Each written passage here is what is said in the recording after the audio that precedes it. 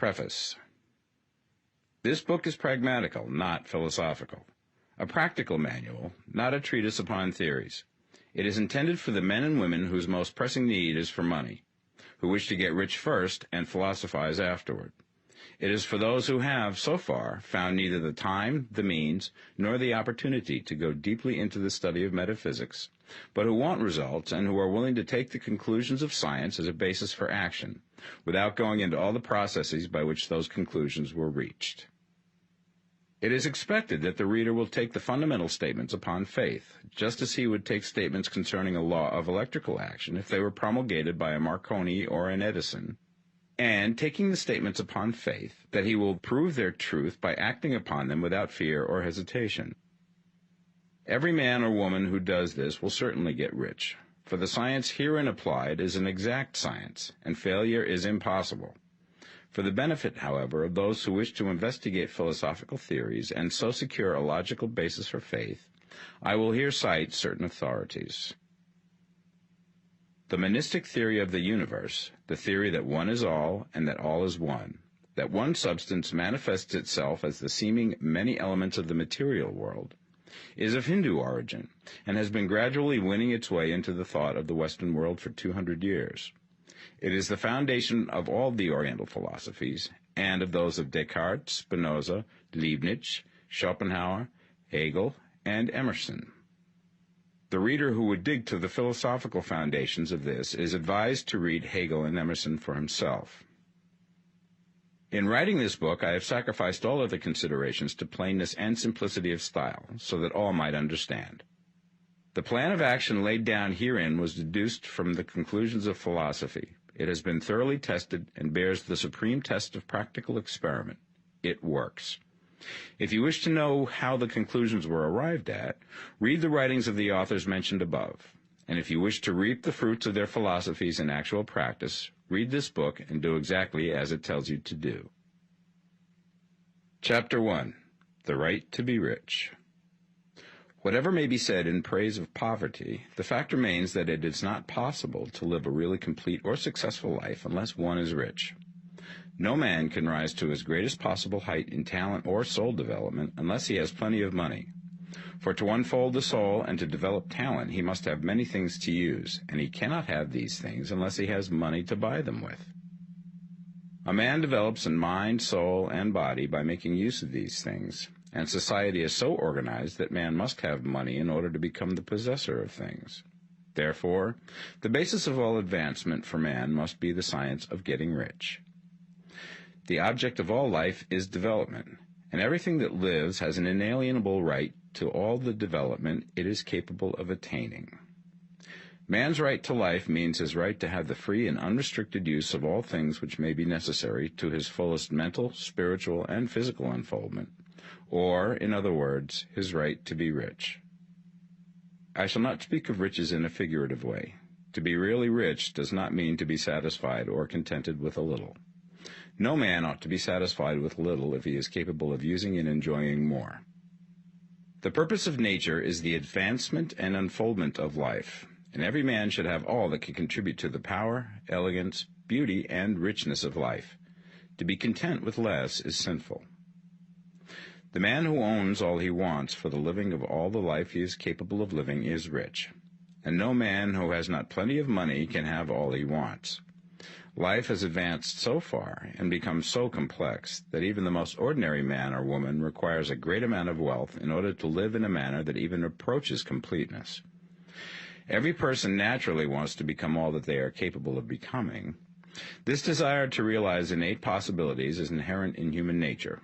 We cannot help wanting to be all that we can be. Success in life is becoming what you want to be. You can become what you want to be only by making use of things, and you can have the free use of things only as you become rich enough to buy them. To understand the science of getting rich is therefore the most essential of all knowledge. There is nothing wrong in wanting to get rich.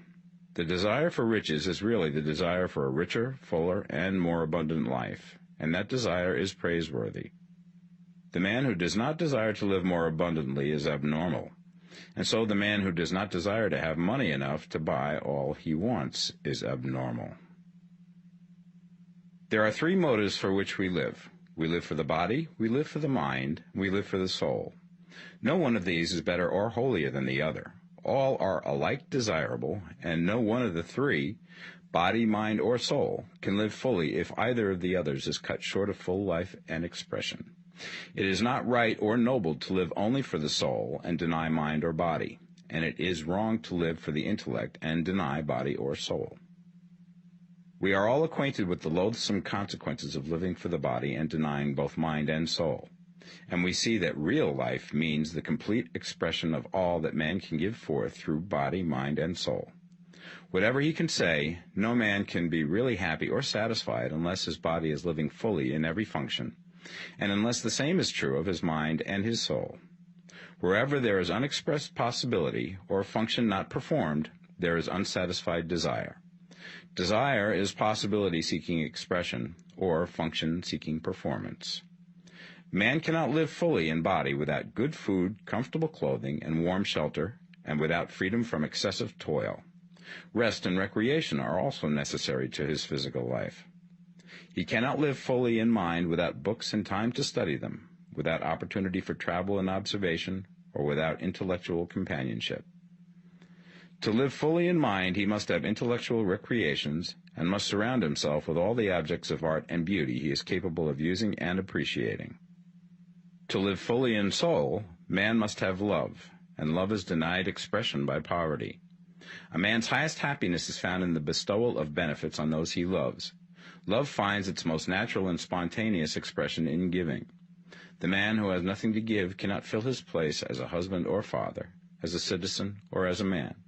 It is in the use of material things that a man finds full life for his body, develops his mind, and unfolds his soul.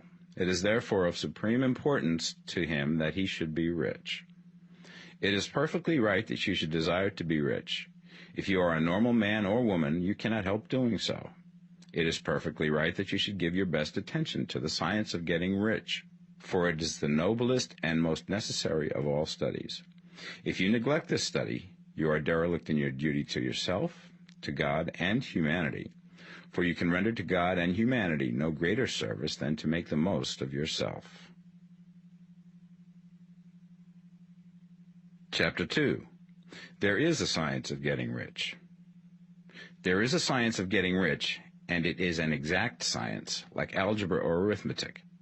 There are certain laws which govern the process of acquiring riches. Once these laws are learned and obeyed by any man, he will get rich with mathematical certainty. The ownership of money and property comes as a result of doing things in a certain way. Those who do things in this certain way, whether on purpose or accidentally, get rich, while those who do not do things in this certain way, no matter how hard they work or how able they are, remain poor. It is a natural law that like causes always produce like effects, and therefore any man or woman who learns to do things in this certain way will infallibly get rich. That the above statement is true is shown by the following facts. Getting rich is not a matter of environment, for if it were, all the people in certain neighborhoods would become wealthy. The people of one city would all be rich, while those of other towns would all be poor. Or the inhabitants of one state would roll in wealth, and those of an adjoining state would be in poverty. But everywhere we see rich and poor living side by side, in the same environment, and often engaged in the same vocations. When two men are in the same locality and in the same business, and one gets rich while the other remains poor, it shows that getting rich is not primarily a matter of environment. Some environments may be more favorable than others, but when two men in the same business are in the same neighborhood, and one gets rich while the other fails, it indicates that getting rich is the result of doing things in a certain way. And further, the ability to do things in this certain way is not due solely to the possession of talent, for many people who have great talent remain poor, while others who have very little talent get rich. Studying the people who have gotten rich, we find that they are an average lot in all respects, having no greater talents and abilities than other men.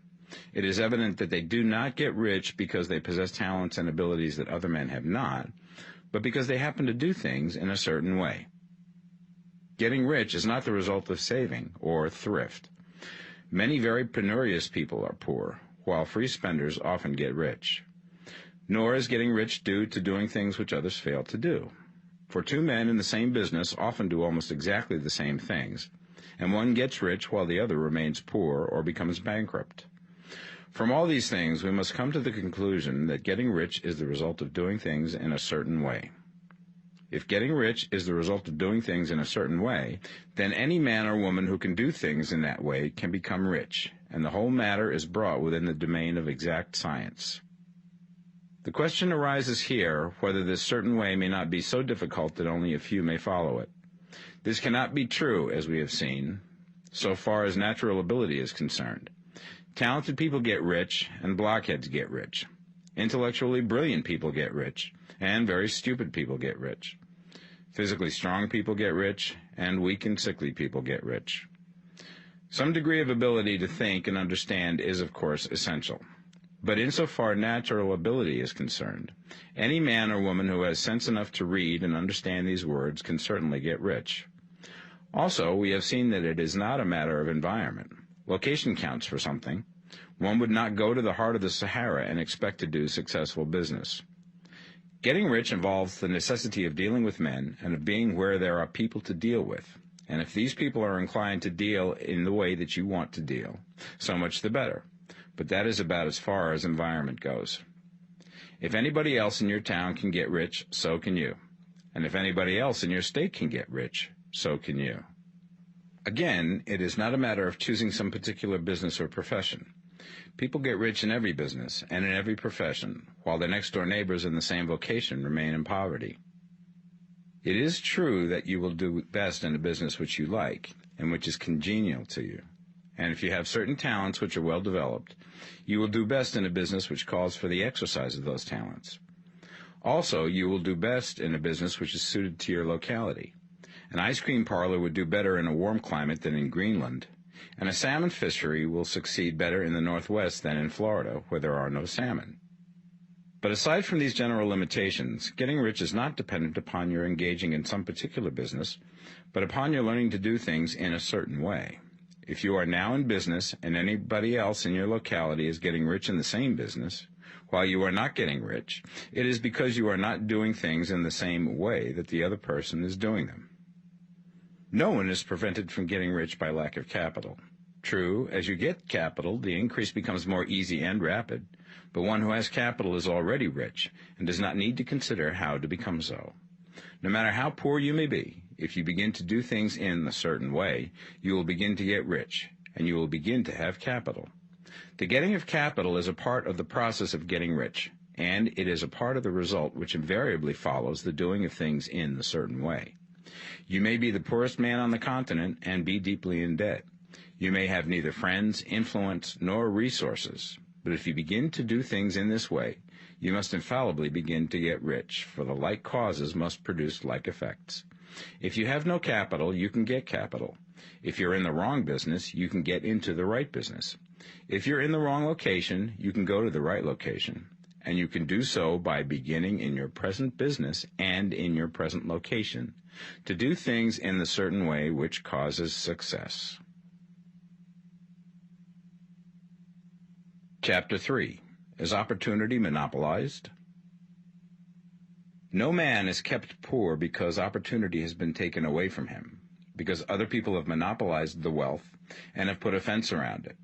You may be shut off from engaging in business in certain lines, but there are other channels open to you. Probably it would be hard for you to get control of any of the great railroad systems. That field is pretty well monopolized. But the electric railway business is still in its infancy and offers plenty of scope for enterprise. And it will be but a very few years until traffic and transportation through the air will become a great industry, and in all its branches will give employment to hundreds of thousands and perhaps to millions of people. Why not turn your attention to the development of aerial transportation, instead of competing with J.J. Hill and others for a chance in the steam railway world? It is quite true that if you are a working man in the employ of the Steel Trust, you have very little chance of becoming the owner of the plant in which you work. But it is also true that if you will commence to act in a certain way, you can soon leave the employ of the Steel Trust. You can buy a farm from 10 to 40 acres and engage in business as a producer of foodstuffs. There is great opportunity at this time for men who will live upon small tracts of land and cultivate the same intensively. Such men will certainly get rich. You may say that it is impossible for you to get the land, but I'm going to prove to you that it is not impossible, and that you can certainly get a farm if you will go to work in a certain way. At different periods, the tide of opportunity sets in different directions, according to the needs of the whole, and the particular stage of social evolution which has been reached. At present, in America, it is setting towards agricultural and the allied industries and professions. Today, opportunity is open before the factory worker in his line. It is open before the businessman who supplies the farmer more than before the one who supplies the factory worker, and before the professional man who waits upon the farmer more than before the one who serves the working class. There is an abundance of opportunity for the man who will go with the tide instead of trying to swim against it. So the factory workers, either as individuals or as a class, are not deprived of opportunity. The workers are not being kept down by their masters. They are not being ground by the trusts and combinations of capital. As a class, they are where they are because they do not do things in a certain way. If the workers of America chose to do so, they could follow the example of their brothers in Belgium and other countries and establish great department stores and cooperative industries. They could elect men of their own class to office and pass laws favoring the development of such cooperative industries, and in a few years they could take peaceable possession of the industrial field. The working class may become the master class whenever they will begin to do things in a certain way. The law of wealth is the same for them as it is for all others. This they must learn, and they will remain where they are as long as they continue to do as they do. The individual worker, however, is not held down by the ignorance or the mental slothfulness of his class. He can follow the tide of opportunity to riches, and this book will tell him how. No one is kept in poverty by a shortness in the supply of riches. There is more than enough for all. A palace as large as the Capitol in Washington might be built for every family on earth from the building material in the United States alone. And under intensive cultivation, this country would produce wool, cotton, linen, and silk enough to clothe each person in the world finer than Solomon was arrayed in all his glory, together with food enough to feed them all luxuriously. The visible supply is practically inexhaustible, and the invisible supply really is inexhaustible. Everything you see on earth is made from one original substance, out of which all things proceed. New forms are constantly being made, and older ones are dissolving, but all are shapes assumed by one thing. There is no limit to the supply of formless stuff or original substance. The universe is made out of it, but it was not all used in making the universe. The spaces in, through, and between the forms of the visible universe are permeated and filled with the original substance, with the formless stuff, with the raw material of all things. 10,000 times as much has been made might still be made, and even then we should not have exhausted the supply of universal raw material. No man, therefore, is poor because nature is poor, or because there is not enough to go around. Nature is an inexhaustible storehouse of riches. The supply will never run short. Original substance is alive with creative energy and is constantly producing more forms. When the supply of building material is exhausted, more will be produced. When the soil is exhausted so that foodstuffs and materials for clothing will no longer grow upon it, it will be renewed or more soil will be made. When all the gold and silver has been dug from the earth, if man is still in such a stage of social development that he needs gold and silver, more will be produced from the formless. The formless stuff responds to the needs of man. It will not let him be without any good thing.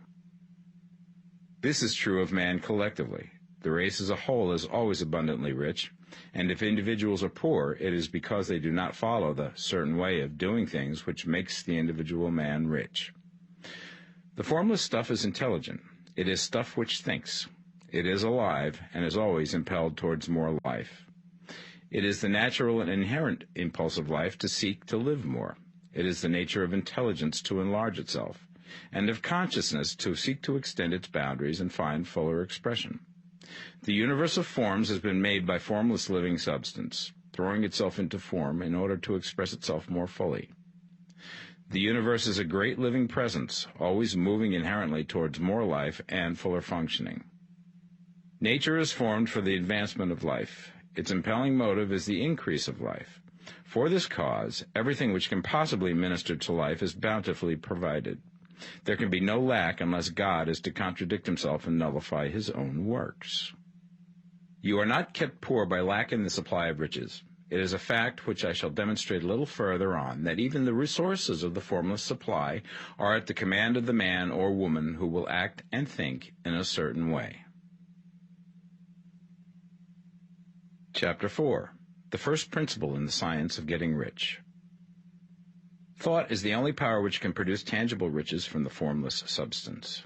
The stuff from which all things are made is a substance which thinks, and a thought of form in this substance produces the form. Original substance moves according to its thoughts. Every form and process you see in nature is the visible expression of a thought in original substance. As the formless stuff thinks of a form, it takes that form. As it thinks of a motion, it makes that motion. That is the way all things were created. We live in a thought world, which is part of a thought universe. The thought of a moving universe extended through formless substance, and the thinking stuff moving according to that thought, took the form of systems of planets and maintains that form. Thinking substance takes the form of its thought and moves according to that thought. Holding the idea of a circling system of suns and worlds, it takes the form of these bodies and moves them as it thinks. Thinking the form of a slow-growing oak tree, it moves accordingly and produces the tree, though centuries may be required to do the work. In creating, the formless seems to move according to the lines of motion it has established. The thought of an oak tree does not cause the instant formation of a full-grown tree, but it does start in motion the forces which will produce the tree along established lines of growth. Every thought of form held in thinking substance causes the creation of the form, but always, or at least generally, along lines of growth and action already established. The thought of a house of a certain construction, if it were impressed upon formless substance, might not cause the instant formation of the house, but it would cause the turning of creative energies already working in trade and commerce into such channels as to result in the speedy building of the house. And if there were no existing channels through which the creative energy could work, then the house would be formed directly from primal substance, without waiting for the slow processes of the organic and inorganic world. No thought of form can be impressed upon original substance without causing the creation of the form. Man is a thinking center and can originate thought. All the forms that man fashions with his hands must first exist in his thought. He cannot shape a thing until he has thought that thing. And so far, man has confined his efforts wholly to the work of his hands. He has applied manual labor to the world of forms, seeking to change or modify those already existing. He has never thought of trying to cause the creation of new forms by impressing his thoughts upon formless substance. When man has a thought form, he takes material from the forms of nature and makes an image of the form which is in his mind. He has so far made little or no effort to cooperate with formless intelligence, to work with the Father. He has not dreamed that he can do what he seeth the Father doing. Man reshapes and modifies existing forms by manual labor. He has given no attention to the question whether he may not produce things from formless substance by communicating his thoughts to it. We propose to prove that he may do so, to prove that any man or woman may do so, and to show how. As our first step, we must lay down the three fundamental propositions. First, we assert that there is one original formless stuff, or substance, from which all things are made. All the seemingly many elements are but different presentations of one element. All the many forms found in organic and inorganic nature are but different shapes, made from the same stuff. And this stuff is thinking stuff. A thought held in it produces the form of the thought. Thought, in thinking substance, produces shapes. Man is a thinking center, capable of original thought. If a man can communicate his thought to original thinking substance, he can cause the creation or formation of the thing he thinks about. To summarize this, there is the thinking stuff from which all things are made, and which, in its original state, permeates, penetrates, and fills the interspaces of the universe. A thought in this substance produces the thing that is imaged by the thought. Man can form things in his thought, and, by impressing his thought upon formless substance, can cause the thing he thinks about to be created. It may be asked if I can prove these statements, and without going into details, I answer that I can do so, both by logic and experience. Reasoning back from the phenomena of form and thought, I come to one original thinking substance. And reasoning forward from that thinking substance, I come to man's power to cause the formation of the thing he thinks about. And by experiment, I find the reasoning true. And this is my strongest proof. If one man who reads this book gets rich by doing what it tells him to do, that is evidence in support of my claim. But if every man who does what it tells him to do gets rich, that is proof positive until someone goes through the process and fails. The theory is true until the process fails, and this process will not fail. For every man who does exactly what this book tells him to do will get rich.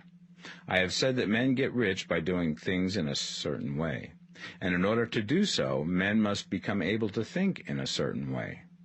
A man's way of doing things is the direct result of the way he thinks about things. To do things in a way that you want to do them, you will have to acquire the ability to think the way you want to think. This is the first step towards getting rich. To think what you want to think is to think truth, regardless of appearances. Every man has the natural and inherent power to think what he wants to think, but it requires far more effort to do so than it does to think the thoughts which are suggested by appearances. To think according to appearance is easy. To think truth regardless of appearances is laborious, and requires the expenditure of more power than any other work man is called upon to perform. There is no labor from which most people shrink as they do from that of sustained and consecutive thought. It is the hardest work in the world. This is especially true when truth is contrary to appearances. Every appearance in the visible world tends to produce a corresponding form in the mind which observes it, and this can only be prevented by holding the thought of the truth.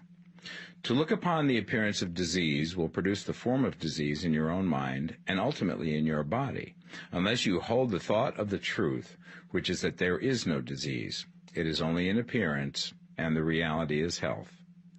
To look upon the appearances of poverty will produce corresponding forms in your own mind, unless you hold to the truth that there is no poverty, there is only abundance. To think health when surrounded by the appearance of disease, or to think riches when in the midst of appearances of poverty, requires power, but he who acquires this power becomes a master mind. He can conquer fate. He can have what he wants. This power can only be acquired by getting hold of the basic fact which is behind all appearances, and that fact is that there is one thinking substance, from which and by which all things are made. Then we must grasp the truth that every thought held in this substance becomes a form, and that man can so impress his thoughts upon it as to cause them to take form and become visible things. When we realize this, we lose all doubt and fear, for we know that we can create what we want to create, and we can get what we want to have, and can become what we want to be. As a first step towards getting rich, you must believe the three fundamental statements given previously in this chapter, and in order to emphasize them, I repeat them here. There is a thinking stuff from which all things are made, and which, in its original state, permeates, penetrates, and fills the interspaces of the universe. A thought in this substance produces the thing that is imaged by the thought.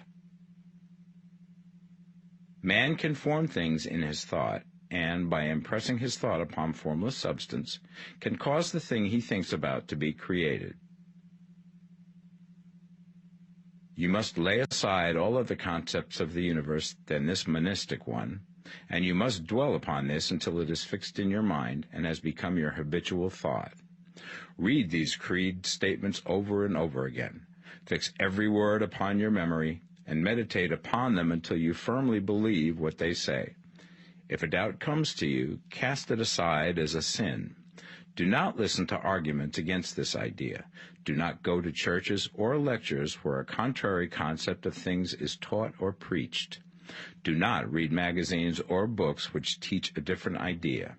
If you get mixed up in your faith, all your efforts will be in vain. Do not ask why these things are true, nor speculate as to how they can be true. Simply take them on trust. The science of getting rich begins with the absolute acceptance of this faith. Chapter 5. Increasing Life.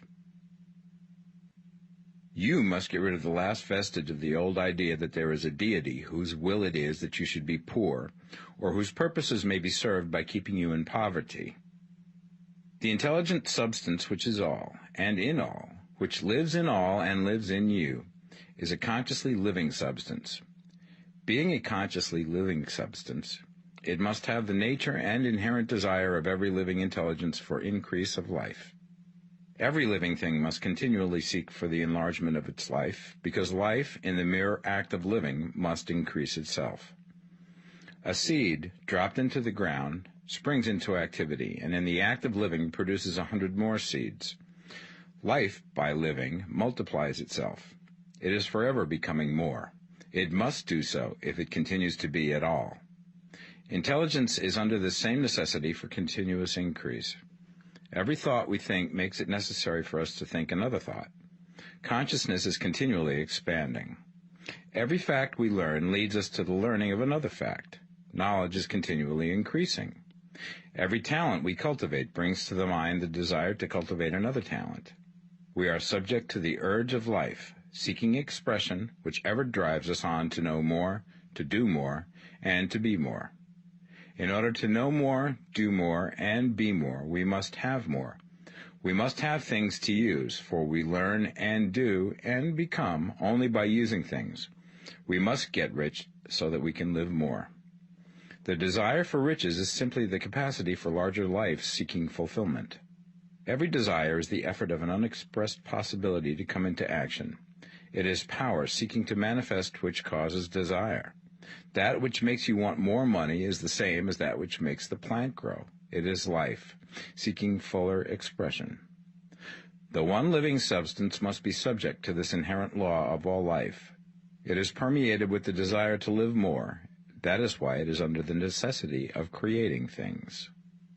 The one substance desires to live more in you. Hence, it wants you to have all the things you can use.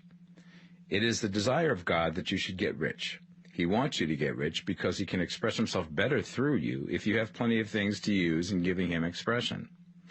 He can live more in you if you have unlimited command of the means of life. The universe desires you to have everything you want to have. Nature is friendly to your plans. Everything is naturally for you. Make up your mind that this is true. It is essential, however, that your purpose should harmonize with the purpose that is in all. You must want real life, not mere pleasure of sensual gratification. Life is the performance of function, and the individual really lives only when he performs every function, physical, mental, and spiritual, of which he is capable, without excess in any. You do not want to get rich in order to live swinishly, for the gratification of animal desires, that is not life. But the performance of every physical function is a part of life, and no one lives completely who denies the impulses of the body a normal and healthful expression. You do not want to get rich solely to enjoy mental pleasures, to get knowledge, to gratify ambition, to outshine others, to be famous. All these are a legitimate part of life, but the man who lives for the pleasures of the intellect alone will only have a partial life, and he will never be satisfied with his lot.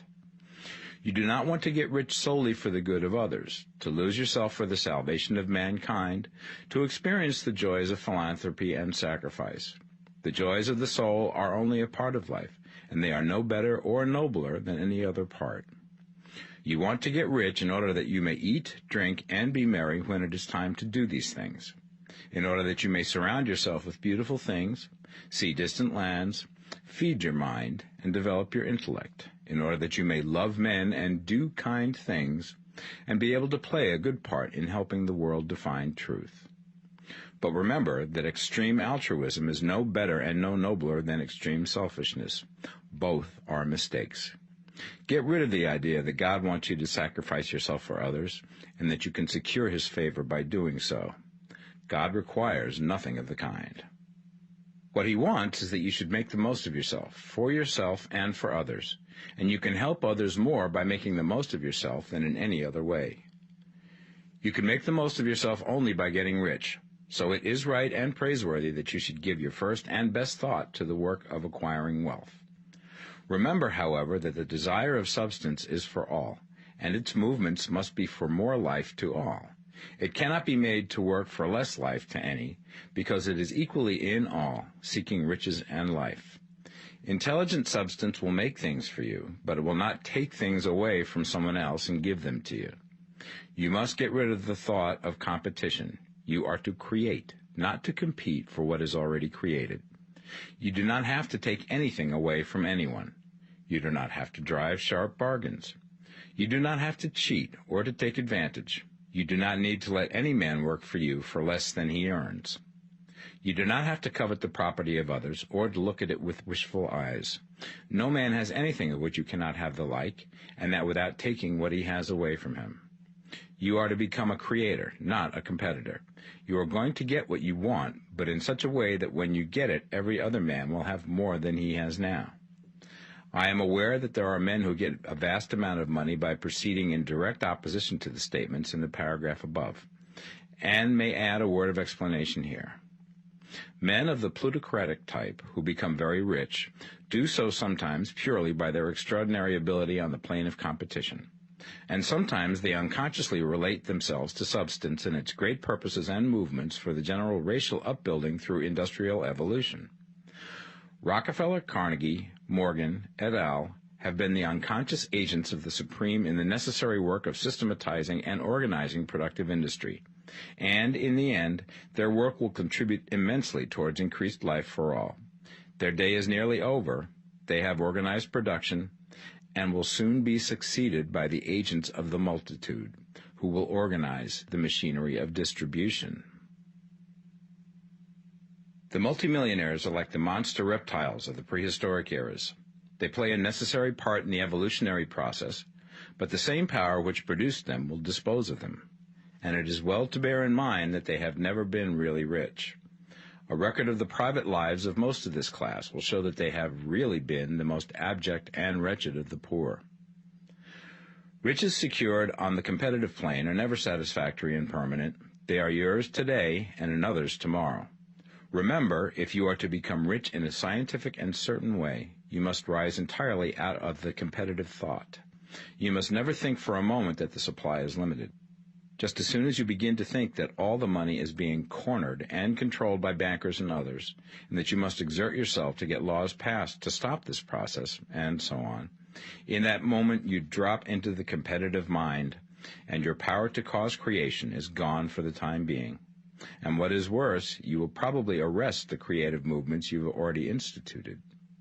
Know that there are countless millions of dollars worth of gold in the mountains of the earth, not yet brought to light, and know that if there were not, more would be created from thinking substance to supply your needs. Know that the money you need will come, even if it is necessary for 1,000 men to be led to the discovery of new gold mines tomorrow. Never look at the visible supply. Look always at the limitless riches in formless substance, and know that they are coming to you as fast as you can receive and use them. Nobody, by cornering the visible supply, can prevent you from getting what is yours. So never allow yourself to think for an instant that all the best building spots will be taken before you get ready to build your house, unless you hurry. Never worry about the trusts and combines, and get anxious for fear that they will soon come to own the whole earth. Never get afraid that you will lose what you want because some other person beat you to it. That cannot possibly happen. You are not seeking anything that is possessed by anybody else. You are causing what you want to be created from formless substance, and the supply is without limits. Stick to the formulated statement. There is a thinking stuff from which all things are made, and which, in its original state, permeates, penetrates, and fills the interspaces of the universe. A thought in this substance produces the thing that is imaged by the thought. Man can form things in his thought, and by impressing his thought upon formless substance, can cause the thing he thinks about to be created. Chapter 6. How Riches Come to You. When I say that you do not have to drive sharp bargains, I do not mean that you do not have to drive any bargains at all, or that you are above the necessity for having any dealings with your fellow men.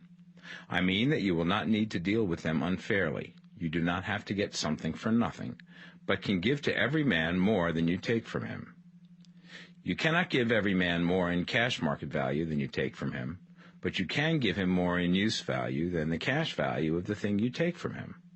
The paper, ink, and other material in this book may not be worth the money you pay for it, but if the ideas suggested by it bring you thousands of dollars, you have not been wronged by those who sold it to you. They have given you a great use value for a small cash value. Let us suppose that I own a picture by one of the great artists, which in any civilized community is worth thousands of dollars. I take it to Baffin Ray, and by salesmanship induce an Eskimo to give a bundle of furs worth $500 for it. I have really wronged him, for he has no use for the picture. It has no value to him. It will not add to his life. But suppose I give him a gun worth $50 for his furs. Then he has made a good bargain. He has use for the gun. It will get him many more furs and much food. It will add to his life in every way. It will make him rich. When you rise from the competitive to the creative plane, you can scan your business transactions very strictly, and if you are selling any man anything which does not add more to his life than the thing he gives you in exchange, you can afford to stop it. You do not have to beat anybody in business, and if you are in a business which does beat people, get out of it at once. Give every man more in use value than you take from him in cash value. Then you are adding to the life of the world by every business transaction. If you have people working for you, you must take from them more in cash value than you pay them in wages. But you can so organize your business that it will be filled with the principle of advancement, and so that each employee who wishes to do so may advance a little every day. You can make your business do for your employees what this book is doing for you. You can so conduct your business that it will be a sort of ladder, by which every employee who will take the trouble may climb to riches himself, and, given the opportunity, if he will not do so, it is not your fault. And finally, because you are to cause the creation of your riches from formless substance which permeates all your environment, it does not follow that they are to take shape from the atmosphere and come into being before your eyes. If you want a sewing machine, for instance, I do not mean to tell you that you are to impress the thought of a sewing machine on thinking substance until the machine is formed without hands, in the room where you sit or elsewhere. But if you want a sewing machine, hold the mental image of it with the most positive certainty that it is being made, or is on its way to you. After once forming the thought, have the most absolute and unquestioning faith that the sewing machine is coming. Never think of it, or speak of it, in any other way than as being sure to arrive. Claim it as already yours. It will be brought to you by the power of the Supreme Intelligence, acting upon the minds of men. If you live in Maine, it may be that a man will be brought from Texas or Japan to engage in some transaction which will result in your getting what you want. If so, the whole matter will be as much to that man's advantage as it is to yours. Do not forget for a moment that the thinking substance is through all, in all, communicating with all, and can influence all. The desire of thinking substance for a fuller life and better living has caused the creation of all the sewing machines already made, and it can cause the creation of millions more, and will, whenever men set it in motion by desire and faith, and by acting in a certain way. You can certainly have a sewing machine in your house, and it is just as certain that you can have any other thing or things which you want, and which you will use for the advancement of your own life and the lives of others. You need not hesitate about asking largely. It is your Father's pleasure to give you the kingdom, said Jesus. Original substance wants to live all that is possible in you, and wants you to have all that you can or will use for the living of the most abundant life. If you fix upon your consciousness the fact that the desire you feel for the possession of riches is one with a desire of omnipotence for more complete expression, your faith becomes invincible. Once I saw a little boy sitting at a piano, and vainly tried to bring harmony out of the keys, and I saw that he was grieved and provoked by his inability to play real music. I asked him the cause of his vexation, and he answered, "I can feel the music in me, but I can't make my hands go right." The music in him was the urge of original substance, containing all the possibilities of all life. All that there is of music was seeking expression through the child. God, the one substance, is trying to live and do and enjoy things through humanity. He is saying, I want hands to build wonderful structures, to play divine harmonies, to paint glorious pictures. I want feet to run my errands, eyes to see my beauties, tongues to tell mighty truths and to sing marvelous songs, and so on. All that there is of possibility is seeking expression through men. God wants those who can play music to have pianos and every other instrument, and to have the means to cultivate their talents to the fullest extent. He wants those who can appreciate beauty to be able to surround themselves with beautiful things.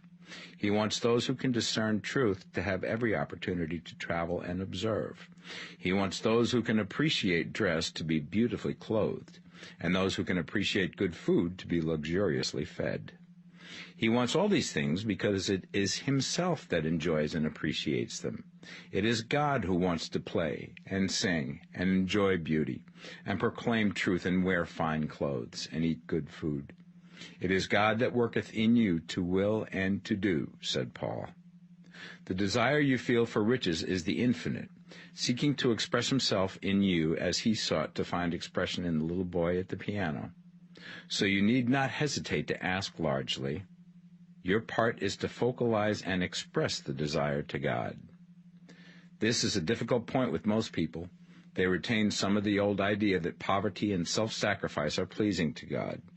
They look upon poverty as a part of the plan, a necessity of nature. They have the idea that God has finished his work and made all that he can make, and that the majority of men must stay poor because there is not enough to go around. They hold to so much of this erroneous thought that they feel ashamed to ask for wealth. They try not to want more than a very modest competence, just enough to make them fairly comfortable. I recall now the case of one student who was told that he must get in mind a clear picture of the things he desired, so that the creative thought of them might be impressed upon formless substance. He was a very poor man, living in a rented house, and having only what he earned from day to day, and he could not grasp the fact that all wealth was his. So, after thinking the matter over, he decided that he might reasonably ask for a new rug for the floor of his best room, and an anthracite coal stove to heat the house during the cold weather. Following the instructions given in this book, he obtained these things in a few months, and then it dawned upon him that he had not asked enough. He went through the house in which he lived and planned all the improvements he would like to make in it. He mentally added a bay window here and a room there until it was complete in his mind as an ideal home, and then he planned its furnishings. Holding the whole picture in his mind, he began living in the certain way and moving towards what he wanted, and he now owns the house and is rebuilding it after the form of his mental image. And now, with still larger faith, he is going to get greater things. It has been unto him according to his faith, and it is so with you and with all of us. Chapter 7. Gratitude. The illustrations given in the last chapter will have conveyed the fact that the first step towards getting rich is to convey the idea of your wants to the formless substance. This is true, and you will see that in order to do so, it becomes necessary to relate yourself to the formless intelligence in a harmonious way. To secure this harmonious relation is a matter of such primary and vital importance that I shall give some space to its discussion here, and give you instructions which, if you will follow them, will be certain to bring you into perfect unity of mind with God. The whole process of mental adjustment and atonement can be summed up in one word: gratitude. First, you believe that there is one intelligent substance from which all things proceed. Second, you believe that this substance gives you everything you desire. And third, you relate yourself to it by a feeling of deep and profound gratitude.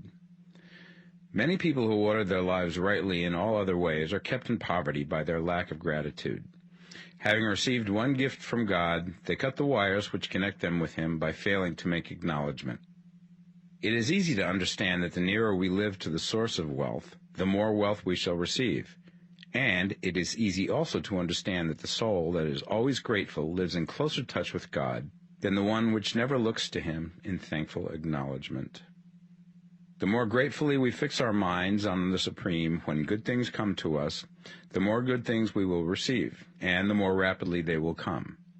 And the reason simply is that the mental attitude of gratitude draws the mind into closer touch with the source from which the blessings come.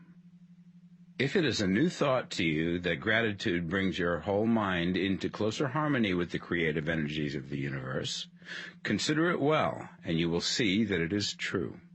The good things you already have come to you along the line of obedience to certain laws. Gratitude will lead your mind out along the ways by which things come, and it will keep you in close harmony with creative thought and prevent you from falling into competitive thought. Gratitude alone can keep you looking towards the all and prevent you from falling into the error of thinking of the supply as limited, and to do that would be fatal to your hopes. There is a law of gratitude, and it is absolutely necessary that you should observe the law if you are to get the results you seek. The law of gratitude is the natural principle that action and reaction are always equal and in opposite directions. The grateful outreaching of your mind in thankful praise to the Supreme is a liberation or expenditure of force. It cannot fail to reach that to which it is addressed, and the reaction is an instantaneous movement towards you. Draw nigh unto God, and he will draw nigh unto you. That is a statement of psychological truth. And if your gratitude is strong and constant, the reaction in formless substance will be strong and continuous. The movement of the things you want will always be towards you. Notice the grateful attitude that Jesus took, how he always seemed to be saying, I thank thee, Father, that thou hearest me. You cannot exercise much power without gratitude, for it is gratitude that keeps you connected with power. But the value of gratitude does not consist solely in getting you more blessings in the future. Without gratitude, you cannot long keep from dissatisfied thought regarding things as they are. The moment you permit your mind to dwell with dissatisfaction upon things as they are, you begin to lose ground. You fix attention upon the common, the ordinary, the poor, and the squalid and mean, and your mind takes the form of these things. Then you will transmit these forms or mental images to the formless, and the common, the poor, the squalid, and mean will come to you. To permit your mind to dwell upon the inferior is to become inferior and to surround yourself with inferior things. On the other hand, to fix your attention on the best is to surround yourself with the best and to become the best. The creative power within us makes us into the image of that to which we give our attention. We are thinking substance, and thinking substance always takes the form of that which it thinks about. The grateful mind is constantly fixed upon the best. Therefore it tends to become the best. It takes the form or character of the best and will receive the best. Also, faith is born of gratitude. The grateful mind continually expects good things, and expectation becomes faith. The reaction of gratitude upon one's own mind produces faith, and every outgoing wave of grateful thanksgiving increases faith. He who has no feeling of gratitude cannot long retain a living faith, and without a living faith you cannot get rich by the creative method, as we shall see in the following chapters. It is necessary, then, to cultivate the habit of being grateful for every good thing that comes to you, and to give thanks continuously. And because all things have contributed to your advancement, you should include all things in your gratitude. Do not waste time thinking or talking about the shortcomings or wrong actions of plutocrats or trust magnates. Their organization of the world has made your opportunity. All you get really comes to you because of them. Do not rage against corrupt politicians. If it were not for politicians, we should fall into anarchy, and your opportunity would be greatly lessened. God has worked a long time and very patiently to bring us up to where we are in industry and government, and he is going right on with his work.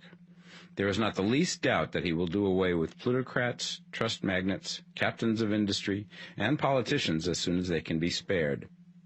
But in the meantime, behold, they are all very good.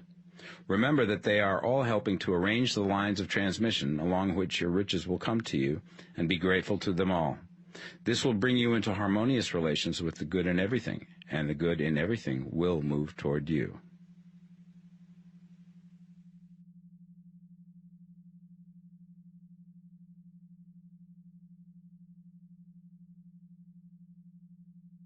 The Science of Getting Rich, Part 2. Chapter 8. Thinking in the Certain Way. You must form a clear and definite mental picture of what you want. You cannot transmit an idea unless you have it yourself. You must have it before you can give it, and many people fail to impress thinking substance because they have themselves only a vague and misty concept of the things they want to do, to have, or to become. It is not enough that you should have a general desire for wealth to do good with. Everybody has that desire. It is not enough that you should have a wish to travel, see things, live more, etc. Everybody has those desires also. If you were going to send a wireless message to a friend, you would not send the letters of the alphabet in their order and let him construct the message for himself, nor would you take words at random from the dictionary. You would send a coherent sentence, one which meant something. When you try to impress your wants upon substance, remember that it must be done by a coherent statement. You must know what you want and be definite. You can never get rich or start the creative power into action by sending out unformed longings and vague desires. Go over your desires just as the man I have described went over his house. See just what you want and get a clear mental picture of it as you wish it to look when you get it. That clear mental picture you must have continually in mind, as the sailor has in mind the port towards which he is sailing the ship. You must keep your face towards it all the time. You must no more lose sight of it than the steersman loses sight of the compass. It is not necessary to take exercises in concentration, nor to set apart special times for prayer and affirmation, nor to go into the silence, nor to do occult stunts of any kind. There things are well enough, but all you need is to know what you want, and to want it badly enough so that it will stay in your thoughts. Spend as much of your leisure time as you can in contemplating your picture, but no one needs to take exercises to concentrate his mind on a thing which he really wants. It is the things you do not really care about which require effort to fix your attention upon them. And unless you really want to get rich, so that the desire is strong enough to hold your thoughts directly to the purpose, as the magnetic pole holds the needle of the compass, it will hardly be worthwhile for you to try to carry out the instructions given in this book. The methods herein set forth are for people whose desire for riches is strong enough to overcome mental laziness and the love of ease, and make them work. The more clear and definite you make your pictures then, and the more you dwell upon it, bringing out all of its delightful details, the stronger your desire will be, and the stronger your desire, the easier it will be to hold your mind fixed upon the picture of what you want. Something more is necessary, however, than merely to see the picture clearly. If that is all you do, you are only a dreamer, and will have little or no power for accomplishment. Behind your clear vision must be the purpose to realize it, to bring it out in tangible expression. And behind this purpose must be an invincible and unwavering faith that the thing is already yours, that it is at hand, and you have only to take possession of it. Live in the new house mentally until it takes form around you physically. In the mental realm, enter at once into full enjoyment of the things you want. Whatsoever things ye ask for when ye pray, believe that ye receive them, and ye shall have them, said Jesus. See the things you want as if they were actually around you all the time. See yourself as owning and using them. Make use of them in imagination, just as you will use them when they are your tangible possessions. Dwell upon your mental picture until it is clear and distinct, and then take the mental attitude of ownership towards everything in that picture. Take possession of it in mind, in the full faith that it is actually yours. Hold to this mental ownership. Do not waver for an instant in the faith that it is real. And remember what was said in the preceding chapter about gratitude. Be as thankful for it all the time as you expect to be when it has taken form. The man who can sincerely thank God for the things which as yet he owns only in imagination has real faith. He will get rich. He will cause the creation of whatsoever he wants. You do not need to pray repeatedly for things you want. It is not necessary to tell God about it every day. Use not vain repetitions as the heathens do, said Jesus to his pupils. For your Father knoweth that ye have need of these things before ye ask him. Your part is to intelligently formulate your desires for the things which make for a larger life, and to get these desires arranged into a coherent whole, and then to impress this whole desire upon the formless substance, which has the power and the will to bring you what you want. You do not make this impression by repeating strings of words. You make it by holding the vision with unshakable purpose to attain it, and with steadfast faith that you do attain it. The answer to your prayer is not according to your faith while you are talking, but according to your faith while you are working.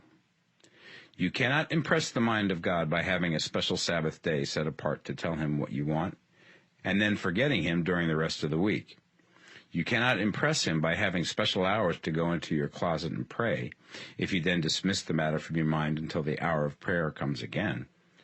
Oral prayer is well enough, and has its effect, especially upon yourself, in clarifying your vision and strengthening your faith.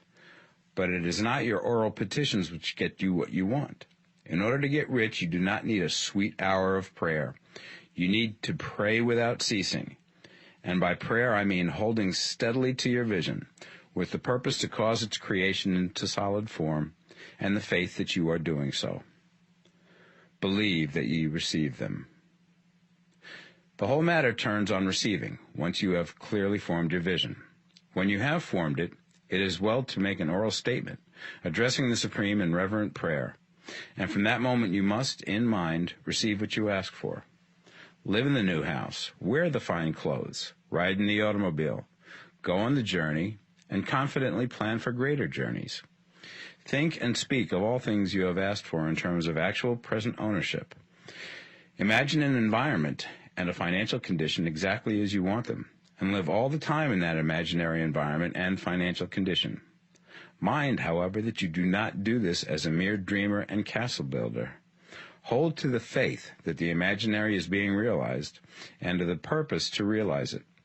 Remember that it is faith and purpose in the use of imagination which makes the difference between the scientist and the dreamer. And having learned this fact, it is here that you must learn the proper use of the will. Chapter 9. How to Use the Will. To set about getting rich in a scientific way, you do not try to apply your willpower to anything outside of yourself. You have no right to do so anyway. It is wrong to apply your will to other men and women in order to get them to do what you wish done. It is as flagrantly wrong to coerce people by mental power as it is to coerce them by physical power. If compelling people by physical force to do things for you reduces them to slavery, compelling them by mental means accomplishes exactly the same thing. The only difference is in methods.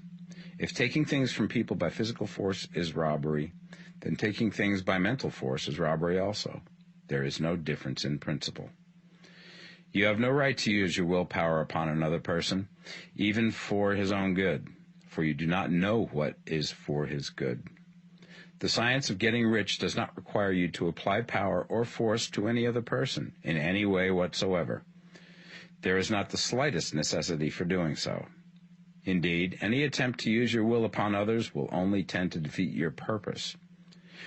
You do not need to apply your will to things in order to compel them to come to you.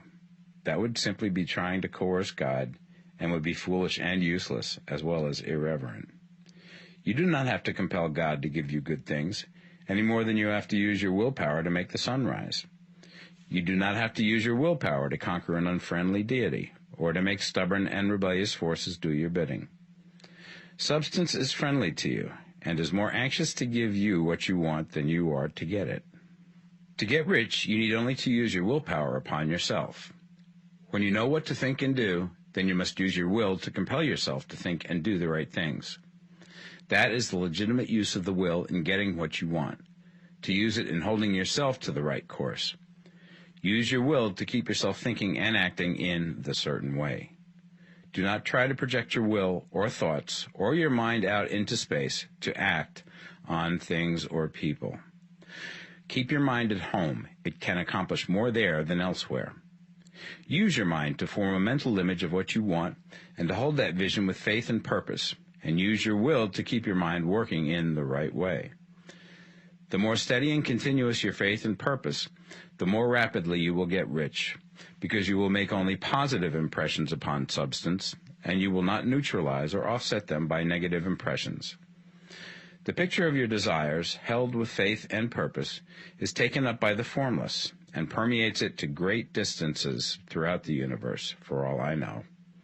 As this impression spreads, all things are set moving towards its realizations. Every living thing, every inanimate thing, and the things yet uncreated are stirred towards bringing into being that which you want. All forces begin to be exerted in that direction. All things begin to move towards you. The minds of people everywhere are influenced towards doing the things necessary to the fulfilling of your desires, and they work for you unconsciously. But you can check all this by starting a negative impression in the formless substance. Doubt or unbelief is as certain to start a movement away from you as faith and purpose are to start one toward you. It is by not understanding this that most people who try to make use of mental science in getting rich make their failure.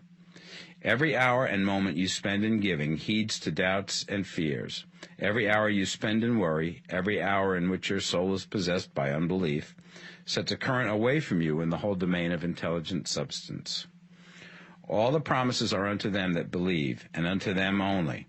Notice how insistent Jesus was upon this point of belief, and now you know the reason why. Since belief is all important, it behooves you to guard your thoughts, and as your beliefs will be shaped to a very great extent by the things you observe and think about, it is important that you should command your attention. And here the will comes into use, for it is by your will that you determine upon what things your attention shall be fixed. If you want to become rich, you must not make a study of poverty. Things are not brought into being by thinking about their opposites. Health is never to be attained by studying disease and thinking about disease. Righteousness is not to be promoted by studying sin and thinking about sin. And no one ever got rich by studying poverty and thinking about poverty. Medicine as a science of disease has increased disease. Religion as a science of sin has promoted sin. And economics as a study of poverty will fill the world with wretchedness and want. Do not talk about poverty. Do not investigate it or concern yourself with it.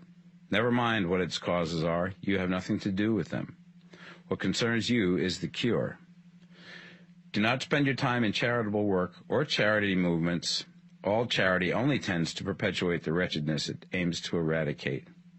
I do not say that you should be hard-hearted or unkind and refuse to hear the cry of need, but you must not try to eradicate poverty in any of the conventional ways. Put poverty behind you and put all that pertains to it behind you, and make good. Get rich. That is the best way you can help the poor. And you cannot hold the mental image which is to make you rich if you fill your mind with pictures of poverty. Do not read books or papers which give circumstantial accounts of the wretchedness of the tenement dwellers, of the horrors of child labor, and so on. Do not read anything which fills your mind with gloomy images of want and suffering. You cannot help the poor in the least by knowing about these things, and the widespread knowledge of them does not tend at all to do away with poverty. What tends to do away with poverty is not getting the pictures of poverty into your mind, but getting pictures of wealth into the minds of the poor. You are not deserting the poor in their misery when you refuse to allow your mind to be filled with pictures of that misery. Poverty can be done away with, not by increasing the number of well-to-do people who think about poverty, but by increasing the number of poor people who purpose with faith to get rich.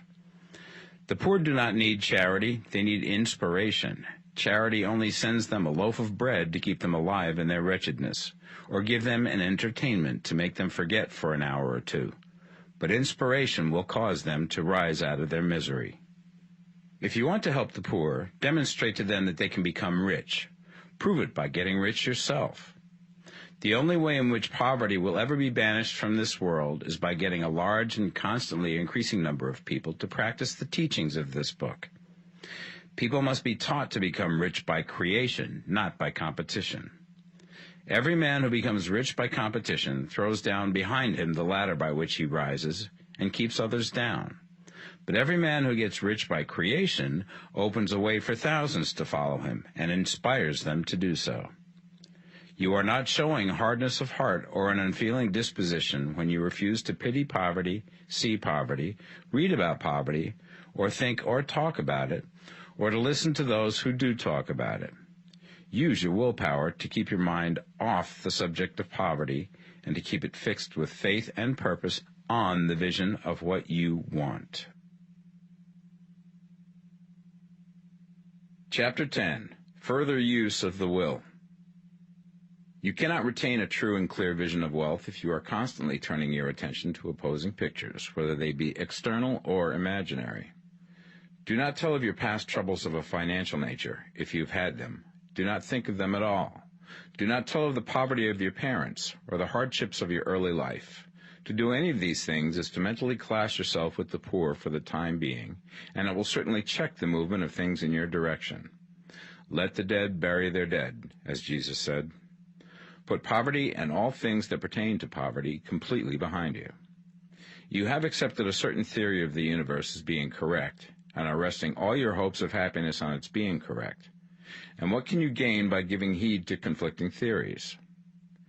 Do not read religious books which tell you that the world is soon coming to an end, and do not read the writing of muckrakers and pessimistic philosophers who tell you that it is going to the devil. The world is not going to the devil.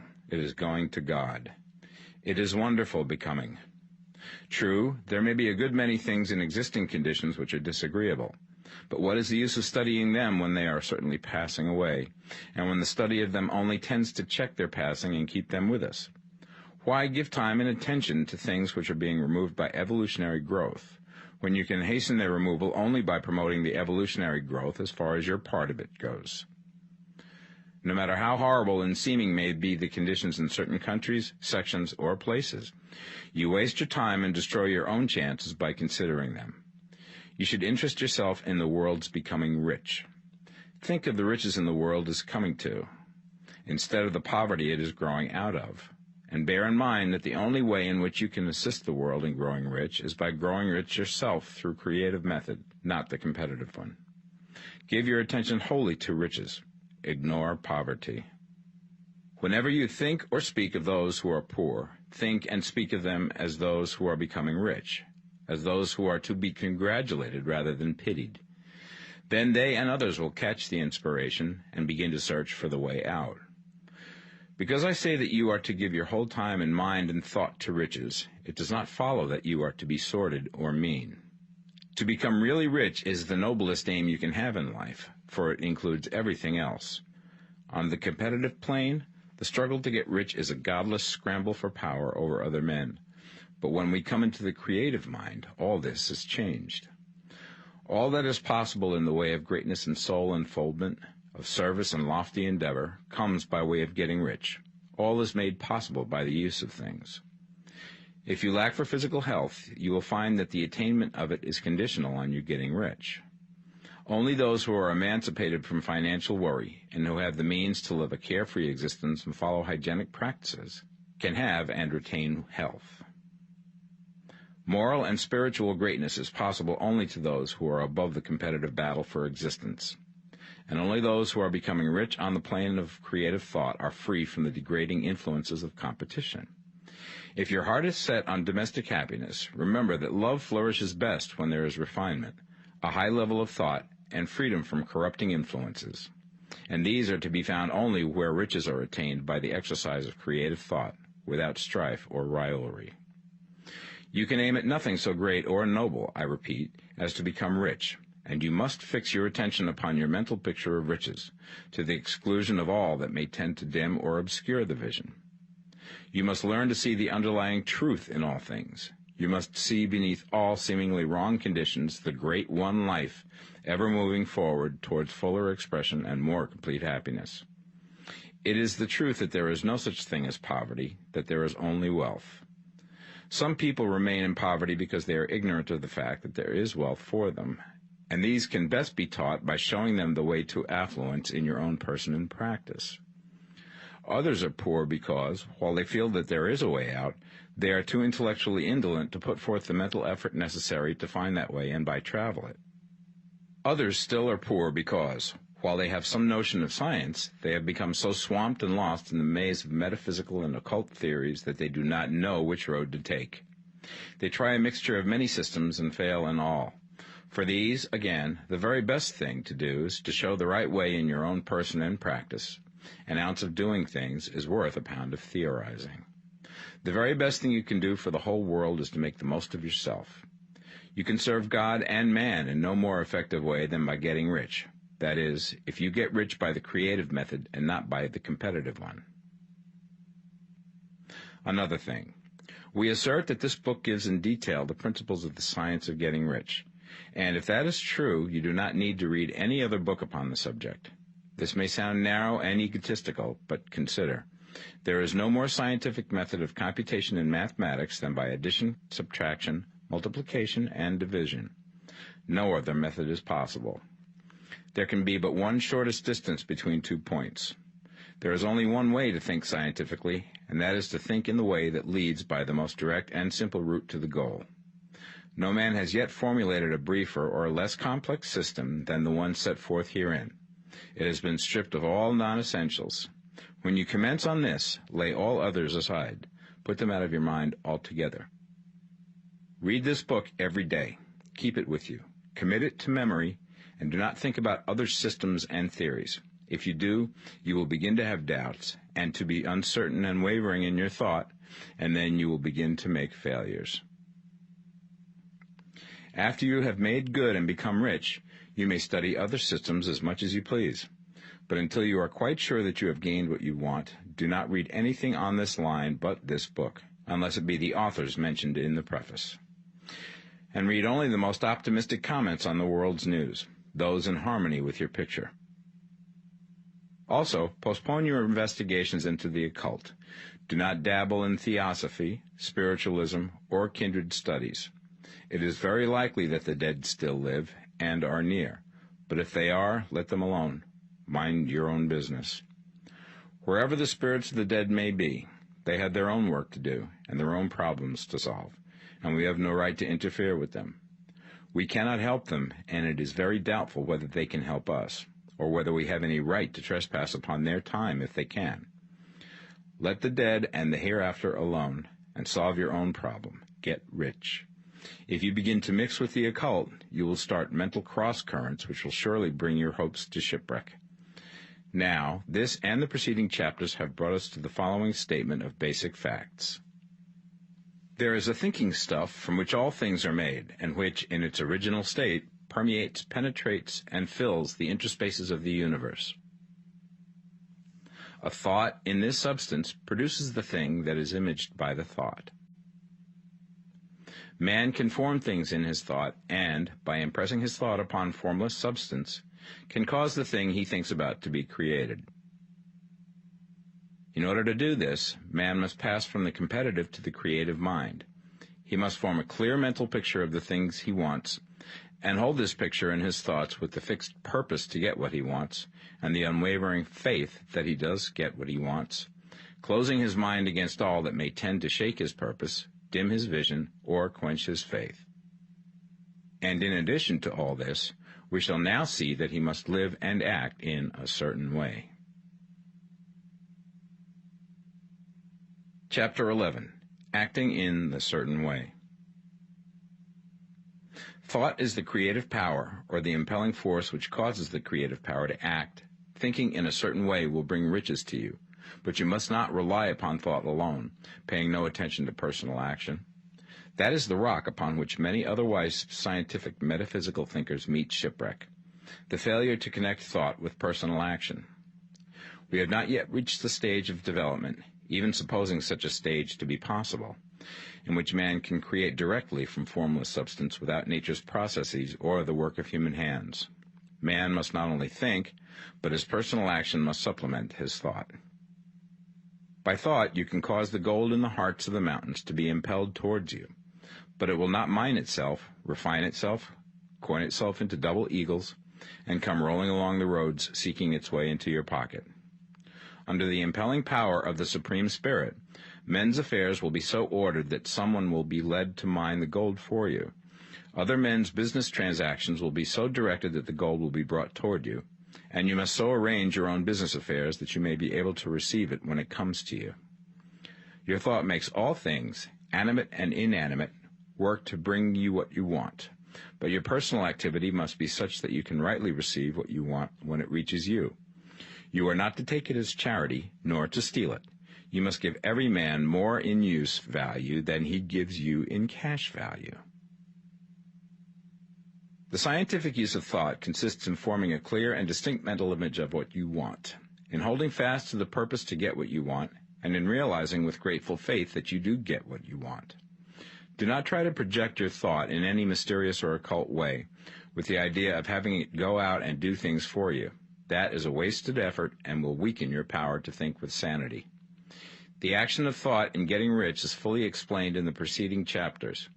Your faith and purpose positively impress your vision upon formless substance, which has the same desire for more life that you have. And this vision, received from you, sets all the creative forces at work in and through their regular channels of action, but directed towards you. It is not your part to guide or supervise the creative process. All you have to do with that is to retain your vision, stick to your purpose, and maintain your faith and gratitude. But you must act in a certain way, so that you can appropriate what is yours when it comes to you, so that you can meet the things you have in your picture and put them in their proper places as they arrive. You can really see the truth of this. When things reach you, they will be in the hands of other men, who will ask an equivalent for them. And you can only get what is yours by giving the other man what is his. Your pocketbook is not going to be transformed into a Fortunata's purse, which shall be always full of money without effort on your part. This is the crucial point in the science of getting rich, right here, where thought and personal action must be combined. There are very many people who, consciously or unconsciously, set the creative forces in action by the strength and persistence of their desires, but who remain poor because they do not provide for the reception of the thing they want when it comes. By thought, the thing you want is brought to you. By action, you receive it. Whatever your action is to be, it is evident that you must act now. You cannot act in the past, and it is essential to the clearness of your mental vision that you dismiss the past from your mind. You cannot act in the future, for the future is not here yet, and you cannot tell how you will want to act in any future contingency until that contingency has arrived. Because you are not in the right business or the right environment now, do not think that you must postpone action until you get into the right business or environment. And do not spend time in the present taking thought as to the best course in possible future emergencies. Have faith in your ability to meet any emergency when it arrives. If you act in the present with your mind on the future, your present action will be with a divided mind and will not be effective. Put your whole mind into present action. Do not give your creative impulse to original substance, and then sit down and wait for results. If you do, you will never get them. Act now. There is never any time but now, and there never will be any time but now. If you are ever to begin to make ready for the reception of what you want, you must begin now. And your action, whatever it is, must most likely be in your present business or employment, and must be upon the persons and things in your present environment. You cannot act where you are not, you cannot act where you have been, and you cannot act where you are going to be. You can act only where you are. Do not bother as to whether yesterday's work was well done or ill done. Do today's work well. Do not try to do tomorrow's work now. There will be plenty of time to do that when you get to it. Do not try, by occult or mystical means, to act on people or things that are out of your reach. Do not wait for a change of environment. Before you act, get a change of environment by action. You can so act upon the environment in which you are now as to cause yourself to be transferred to a better environment. Hold with faith and purpose the vision of yourself in the better environment, but act upon your present environment with all your heart and with all your strength and with all your mind. Do not spend any time in daydreaming or castle building. Hold to the one vision of what you want and act now. Do not cast about seeking some new thing to do, or some strange, unusual, or remarkable action to perform as a first step towards getting rich.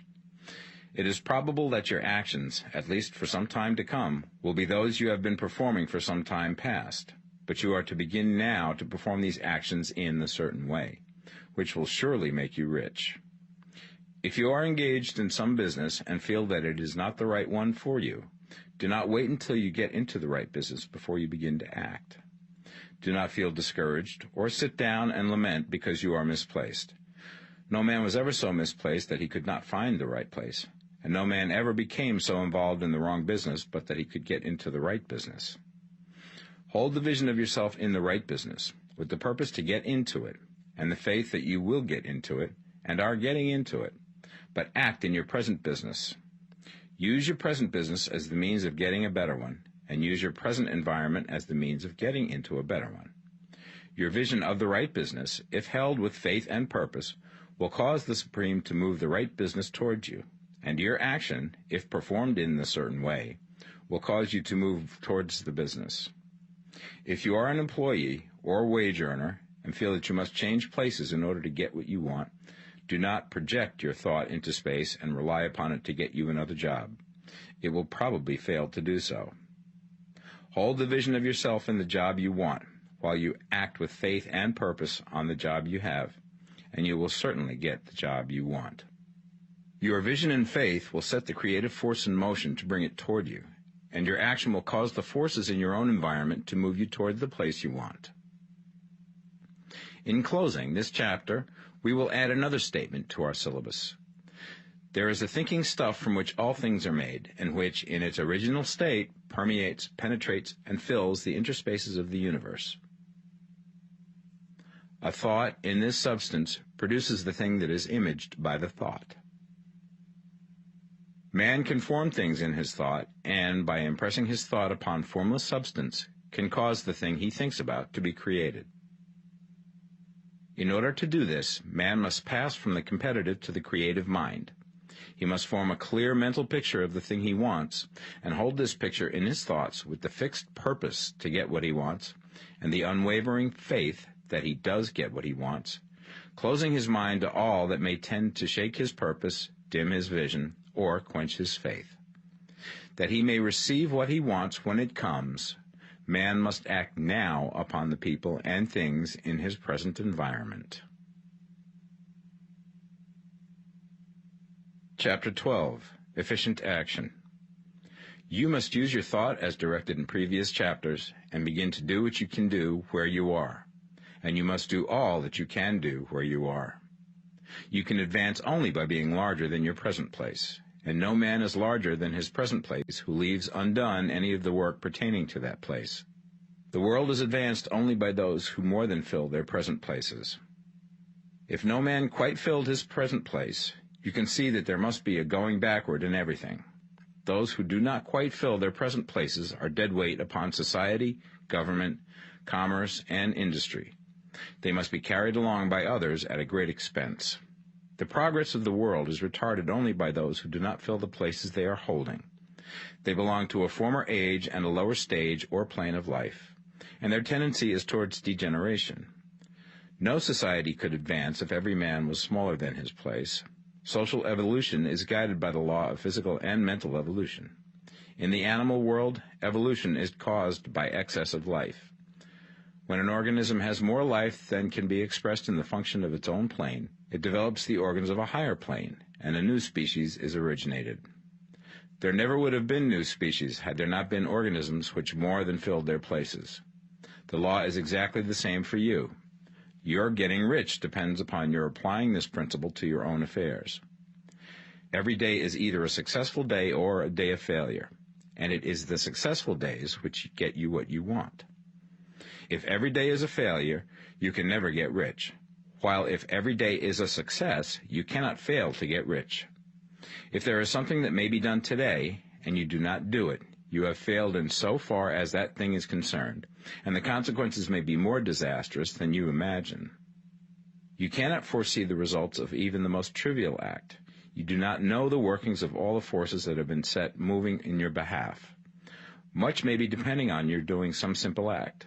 It may be the very thing which is to open the door of opportunity to very great possibilities. You can never know all the combinations which Supreme Intelligence is making for you in the world of things and of human affairs. Your neglect or failure to do some small thing may cause a long delay in getting what you want. Do, every day, all that can be done that day. There is, however, a limitation or qualification of the above that you must take into account. You are not to overwork, not to rush blindly into your business in the effort to do the greatest possible number of things in the shortest possible time. You are not to try to do tomorrow's work today, nor to do a week's work in a day. It is really not the number of things you do, but the efficiency of each separate action that counts. Every act is, in itself, either a success or a failure. Every act is, in itself, either effective or inefficient. Every inefficient act is a failure, and if you spend your life in doing inefficient acts, your whole life will be a failure. The more things you do, the worse for you if all your acts are inefficient ones. On the other hand, every efficient act is a success in itself, and if every act of your life is an efficient one, your whole life must be a success. The cause of failure is doing too many things in an inefficient manner, and not doing enough things in an efficient manner. You will see that it is a self-evident proposition that if you do not do any inefficient acts, and if you do a sufficient number of efficient acts, you will become rich. If, now, it is possible for you to make each act an efficient one, you see again that the getting of riches is reduced to an exact science, like mathematics. The matter turns, then, on the questions whether you can make each separate act a success in itself, and this you certainly can do. You can make each act a success because all power is working with you, and all power cannot fail. Power is at your service, and to make each act efficient, you have only to put power into it. Every action is either strong or weak, and when everyone is strong, you are acting in a certain way, which will make you rich. Every act can be made strong and efficient by holding your vision while you are doing it, and putting the whole power of your faith and purpose into it. It is at this point that the people fail who separate mental power from personal action. They use the power of the mind in one place and at one time, and they act in another place at another time. So their acts are not successful in themselves.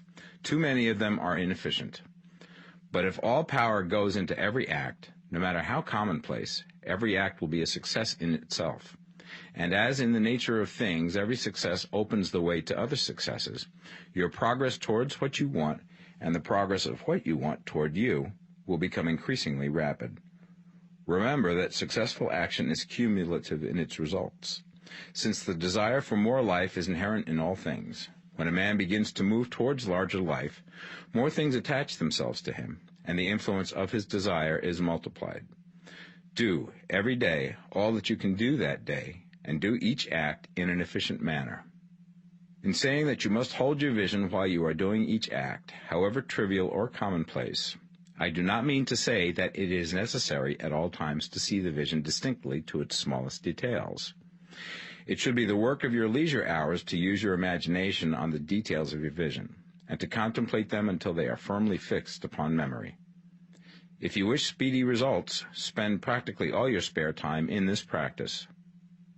By continuous contemplation, you will get the picture of what you want, even to the smallest details, so firmly fixed upon your mind and so completely transferred to the mind of formless substance, that in your working hours you need only to mentally refer to the picture to stimulate your faith and purpose, and cause your best effort to be put forth. Contemplate your picture in your leisure hours until your consciousness is so full of it that you can grasp it instantly.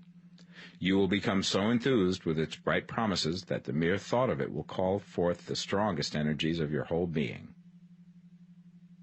Let us again repeat our syllabus, and by slightly changing the closing statements, bring it to the point we have now reached. There is a thinking stuff from which all things are made, and which, in its original state, permeates, penetrates, and fills the interspaces of the universe. A thought in this substance produces the thing that is imaged by the thought. Man can form things in his thought, and, by impressing his thought upon formless substance, can cause the thing he thinks about to be created. In order to do this, man must pass from competitive to the creative mind.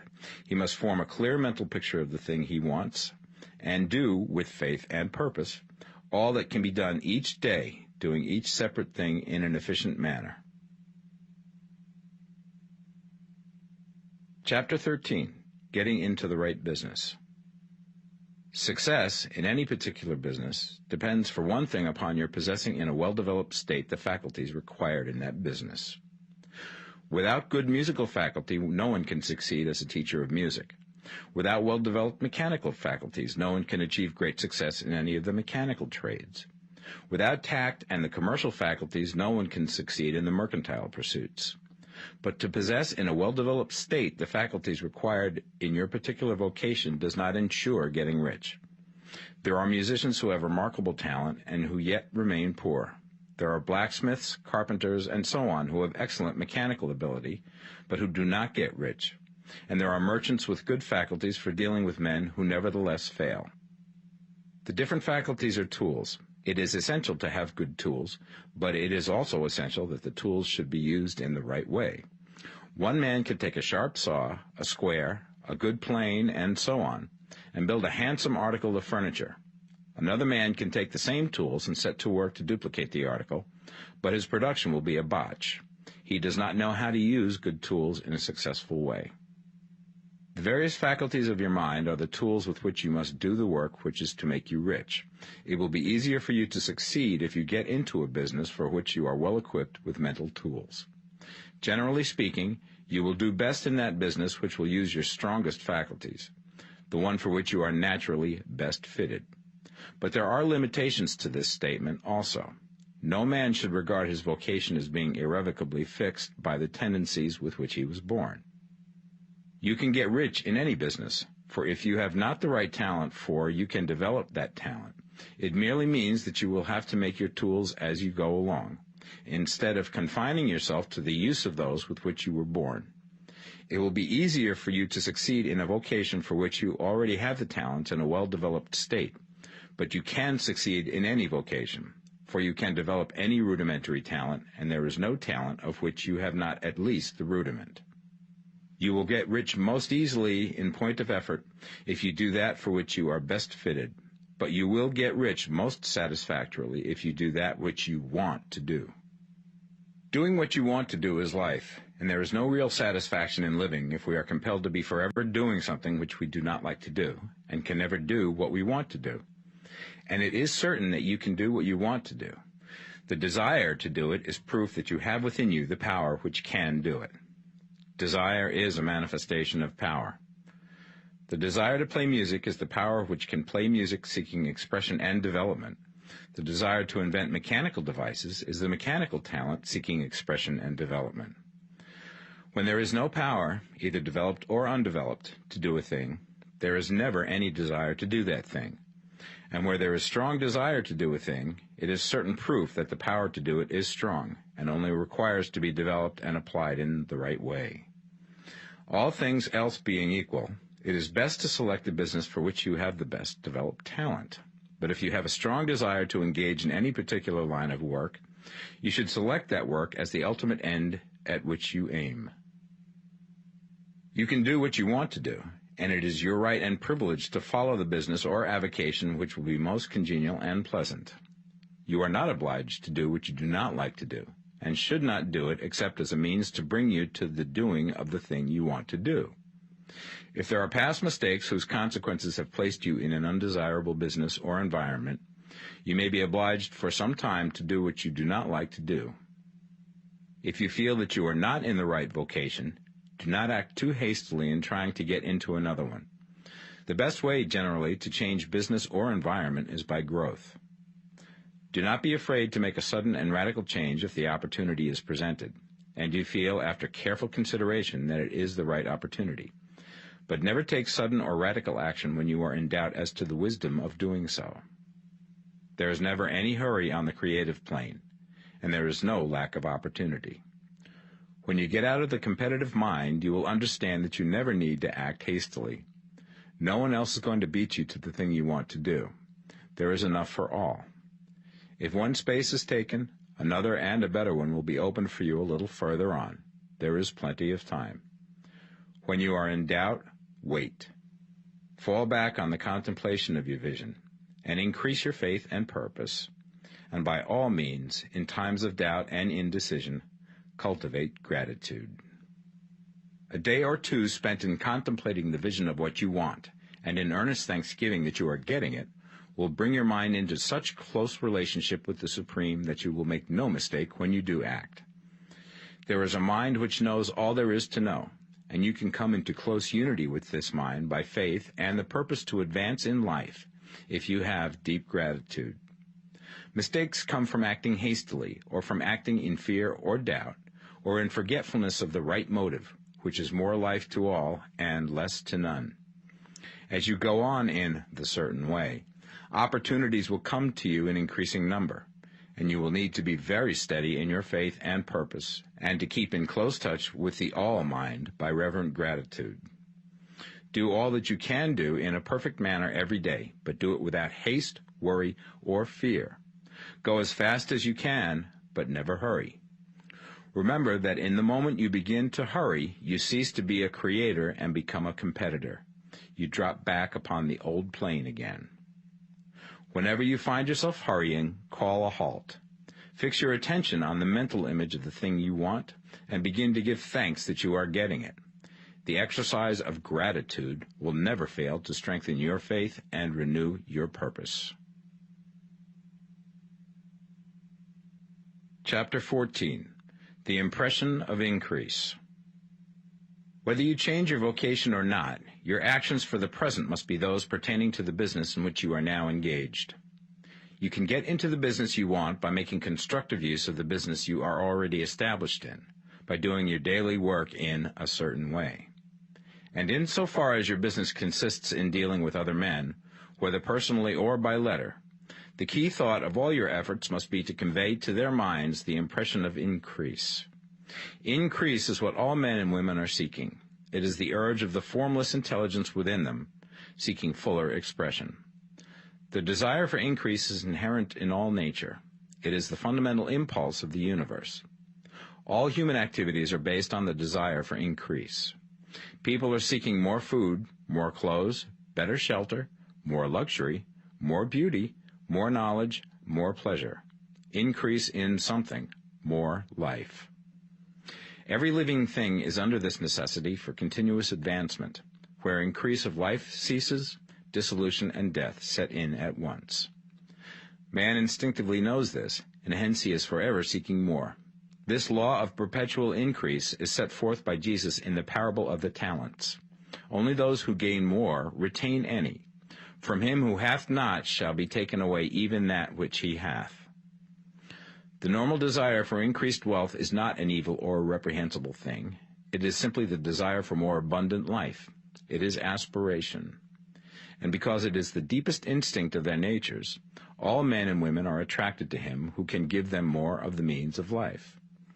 In following the certain way, you are getting continuous increase for yourself, and you are giving it to all with whom you deal.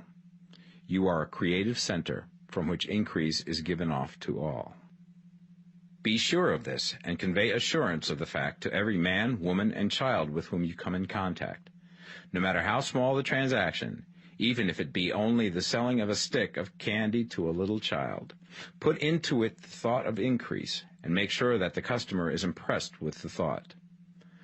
Convey the impression of advancement with everything you do, so that all people shall receive the impression that you are an advancing man, and that you advance all who deal with you.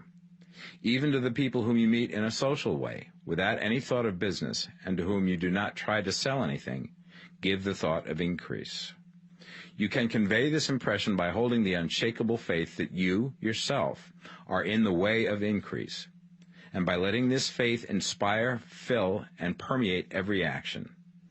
Do everything that you do in the firm conviction that you are an advancing personality, and that you are giving advancement to everybody. Feel that you are getting rich, and that in doing so you are making others rich, and conferring benefits to all. Do not boast or brag of your success, or talk about it unnecessarily. True faith is never boastful. Wherever you find a boastful person, you find one who is secretly doubtful and afraid. Simply feel the faith, and let it work out in every transaction. Let every act and tone and look express the quiet assurance that you are getting rich, that you are already rich. Words will not be necessary to communicate this feeling to others. They will feel the sense of increase when in your presence, and will be attracted to you again. You must so impress others that they will feel that in associating with you they will get increase for themselves. See that you give them a use value greater than the cash value you are taking from them. Take an honest pride in doing this, and let everybody know it, and you will have no lack of customers. People will go where they are given increase, and the Supreme, which desires increase in all, and which knows all, will move towards you men and women who have never heard of you. Your business will increase rapidly, and you will be surprised at the unexpected benefits which will come to you. You will be able from day to day to make larger combinations, secure greater advantages, and to go on into a more congenial vocation if you desire to do so. You must never lose sight of your vision of what you want, or your faith and purpose to get what you want. Let me here give you another word of caution in regards to motives. Beware of the insidious temptation to seek for power over other men. Nothing is so pleasant to the unformed or partially developed mind as the exercise of power or dominion over others. The desire to rule for selfish gratification has been the curse of the world. For countless ages, kings and lords have drenched the earth with blood in their battles to extend their dominions. This is not to seek more life for all, but to get more power for themselves. Today, the main motive in the business and industrial world is the same. Men marshal their armies of dollars and lay waste the lives and hearts of millions in the same mad scramble for power over others. Commercial kings, like political kings, are inspired by the lust for power. Jesus saw in this desire for mastery the moving impulse of that evil world he sought to overthrow. Read the 23rd chapter of Matthew and see how he pictures the lust of the Pharisees to be called master, to sit in the high places, to domineer over others, and to lay burdens on the backs of the less fortunate. And note how he compares this lust for dominion with the brotherly seeking for the common good to which he calls his disciples. Look out for the temptation to seek for authority, to become a master, to be considered as one who is above the common herd, to impress others by lavish display, and so on. The mind that seeks for mastery over others is the competitive mind, and the competitive mind is not the creative one. In order to master your environment and your destiny, it is not at all necessary that you should rule over your fellow men, and indeed, when you fall into the world's struggle for the high places, you begin to be conquered by fate and environment, and your getting rich becomes a matter of chance and speculation. Beware the competitive mind.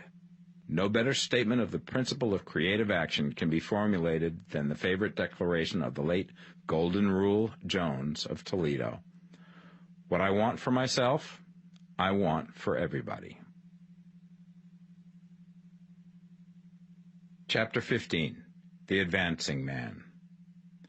What I have said in the last chapter applies as well to the professional man and the wage earner as to the man who is engaged in mercantile business. No matter whether you are a physician, a teacher, or a clergyman, if you can give increase of life to others and make them sensible of the fact, they will be attracted to you and you will get rich. The physician who holds the vision of himself as a great and successful healer, and who works towards the complete realization of that vision with faith and purpose, as described in former chapters, will come into such close touch with the source of life that he will be phenomenally successful. Patients will come to him in throngs. No one has a greater opportunity to carry into effect the teaching of this book than the practitioner of medicine. It does not matter to which of the various schools he may belong, for the principle of healing is common to all of them, and may be reached by all alike. The advancing man in medicine, who holds to a clear mental image of himself as successful, and who obeys the laws of faith, purpose, and gratitude, will cure every curable disease he undertakes, no matter what remedies he may use.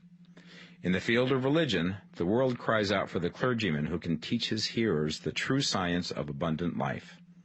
He who masters the details of the science of getting rich, together with the allied sciences of being well, of being great, and of winning love, and who teaches these details from the pulpit, will never lack for a congregation.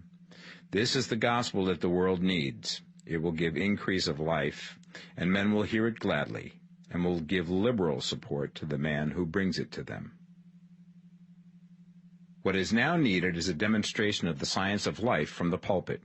We want preachers who can not only tell us how, but who, in their own persons, will show us how.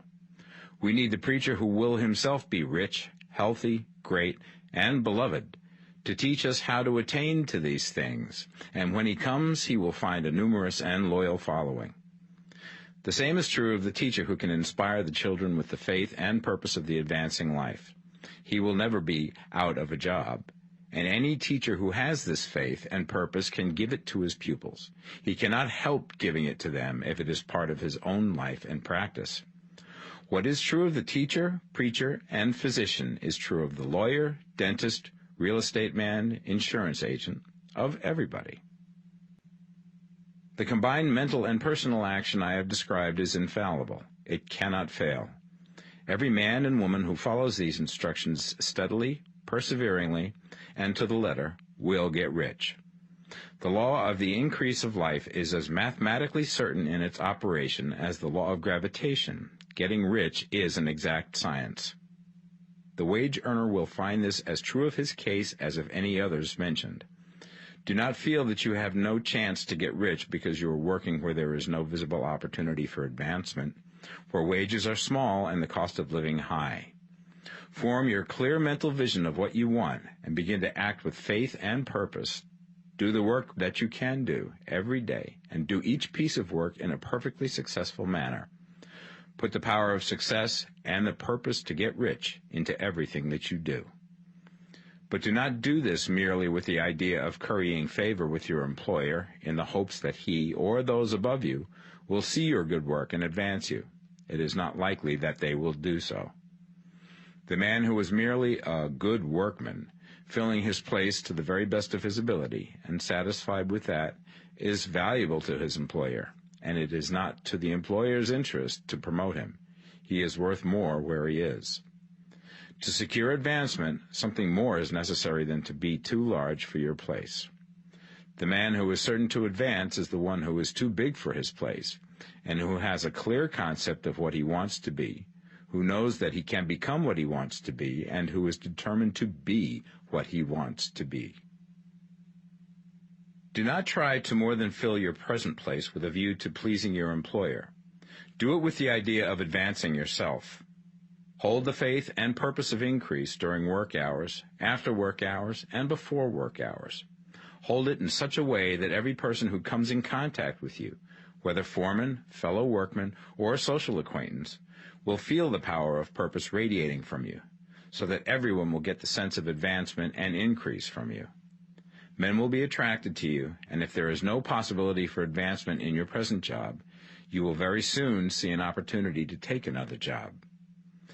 There is a power which never fails to present opportunity to the advancing man who is moving in obedience to law. God cannot help helping you if you act in a certain way. He must do so in order to help himself. There is nothing in your circumstances or in the industrial situation that can keep you down. If you cannot get rich working for the Steel Trust, you can get rich on a 10-acre farm. And if you begin to move in the certain way, you will certainly escape from the clutches of the Steel Trust and get on to the farm or wherever else you wish to be. If a few thousands of its employees would enter upon the certain way, the Steel Trust would soon be in a bad plight. It would have to give its working men more opportunity or go out of business. Nobody has to work for a trust. The trusts can keep men in so-called hopeless conditions only so long as there are men who are too ignorant to know of the science of getting rich, or too intellectually slothful to practice it. Begin this way of thinking and acting, and your faith and purpose will make you quick to see any opportunity to better your condition. Such opportunities will speedily come, for the Supreme, working in all and working for you, will bring them before you. Do not wait for an opportunity to be all that you want to be. When an opportunity to be more than you are now is presented, and you feel impelled toward it, take it. It will be the first step towards a greater opportunity. There is no such thing possible in this universe as a lack of opportunities for the man who is living the advancing life. It is inherent in the constitution of the cosmos that all things shall be for him and work together for his good, and he must certainly get rich if he acts and thinks in a certain way. So let wage-earning men and women study this book with great care, and enter with confidence upon the course of action it prescribes. It will not fail. Chapter 16. Some Cautions and Concluding Observations. Many people will scoff at the idea that there is an exact science of getting rich. Holding the impression that the supply of wealth is limited, they will insist that social and governmental institutions must be changed before even any considerable number of people can acquire a competence. But this is not true. It is true that existing governments keep the masses in poverty, but this is because the masses do not think and act in the certain way. If the masses begin to move forward as suggested in this book, neither governments nor industrial systems can check them. All systems must be modified to accommodate the forward movement. If the people have the advancing mind, have the faith that they can become rich, and move forward with the fixed purpose to become rich, nothing can possibly keep them in poverty. Individuals may enter upon the certain way at any time and under any government, and may make themselves rich. And when any considerable number of individuals do so under any government, they will cause the system to be so modified as to open the way for others. The more men who get rich on the competitive plane, the worse for others. The more who get rich on the creative plane, the better for others. The economic salvation of the masses can only be accomplished by getting a large number of people to practice the scientific method set down in this book and become rich. These will show others the way and inspire them with a desire for real life, with the faith it can be attained, and with the purpose to attain it. For the present, however, it is enough to know that neither the government under which you live nor the capitalistic or competitive system of industry can keep you from getting rich. When you enter upon the creative plane of thought, you will rise above all these things and become a citizen of another kingdom. But remember that your thought must be held upon the creative plane. You are never for an instant to be betrayed into regarding the supply as limited, or into acting on the moral level of competition. Whenever you do fall into old ways of thought, correct yourself instantly, for when you are in the competitive mind, you have lost the cooperation of the mind of the whole. Do not spend any time in planning as to how you will meet possible emergencies in the future, except as the necessary policies may affect your actions today. You are concerned with doing today's work in a perfectly successful manner, and not with emergencies which may arise tomorrow. You can attend to them as they come. Do not concern yourself with questions as to how you shall surmount obstacles which may loom upon your business horizon, unless you can see plainly that your course must be altered today in order to avoid them. No matter how tremendous an obstruction may appear at a distance, you will find that if you go on in the certain way, it will disappear as you approach it, or that a way over, through, or around it will appear. No possible combination of circumstances can defeat a man or woman who is proceeding to get rich along strictly scientific lines. No man or woman who obeys the law can fail to get rich, any more than one can multiply 2 by 2 and fail to get 4. Give no anxious thought to possible disasters, obstacles, panics, or unfavorable combinations of circumstances. It is time enough to meet such things when they present themselves before you in the immediate present, and you will find that every difficulty carries with it the wherewithal for its overcoming. Guard your speech. Never speak of yourself, your affairs, or of anything else in a discouraged or discouraging way. Never admit the possibility of failure, or speak in a way that infers failure as a possibility. Never speak of times as being hard, or of business conditions as being doubtful. Times may be hard and business doubtful for those who are on the competitive plane, but they can never be so for you. You can create what you want, and you are above fear. When others are having hard times and poor business, you will find your greatest opportunities. Train yourself to think of and to look upon the world as a something which is becoming, which is growing, and to regard seeming evil as being only that which is undeveloped. Always speak in terms of advancement. To do otherwise is to deny your faith, and to deny your faith is to lose it. Never allow yourself to feel disappointed.